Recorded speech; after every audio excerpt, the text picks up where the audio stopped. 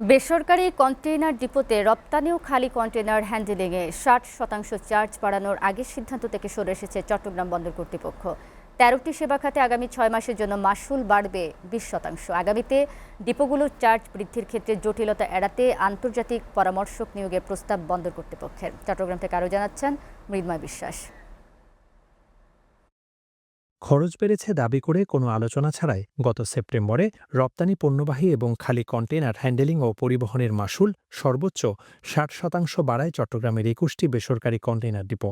সেবাগ্রহীতারা এতে আপত্তি জানিয়ে বর্ধিত চার্জ স্থগিত রাখার আহ্বান জানালেও অনড় থাকে কর্তৃপক্ষ। যদিও এক রিটের রায়ে হাইকোর্ট বর্ধিত ট্যারিফ আদায়ের উপর স্থগিতাদেশ দিলে নতুন মাশুল কার্যকর করতে পারেনি ডিপোগুলো। এ অবস্থায় গত ১১ নভেম্বর সব ডিপো একযোগে রপ্তানি ও খালি কন্টেইনার হ্যান্ডেলিং বন্ধ রাখার কর্মসূচি দিলেও পরে বন্দর চেয়ারম্যানের অনুরোধে প্রত্যাহার করে। অবশেষে বন্দর চেয়ারম্যানের মধ্যস্থতায় সব পক্ষের সঙ্গে বৈঠকের পর আইসিডিগুলো চার্জ কমাতে সম্মত হয়েছে। সিদ্ধান্ত হয়েছে আগামী ৬ মাস রপ্তানি ও খালি কন্টেইনার হ্যান্ডেলিংয়ের ১৩টি খাতে মাশুল বাড়বে ২০%।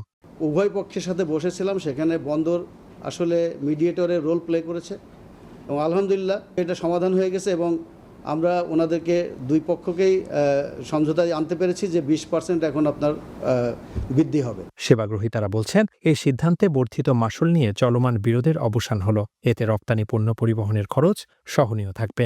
যদিও ৬ মাস পর মাশুল বাড়ানোর আভাস দিয়েছে ডিপো মালিকদের সংগঠন বিকটা। এক্ষেত্রে বিরোধ এড়াতে আন্তর্জাতিক পরামর্শক প্রতিষ্ঠান নিয়োগ করে মাশুল নির্ধারণের প্রস্তাব বিবেচনা করার কথা জানান সংগঠনের মহাসচিব।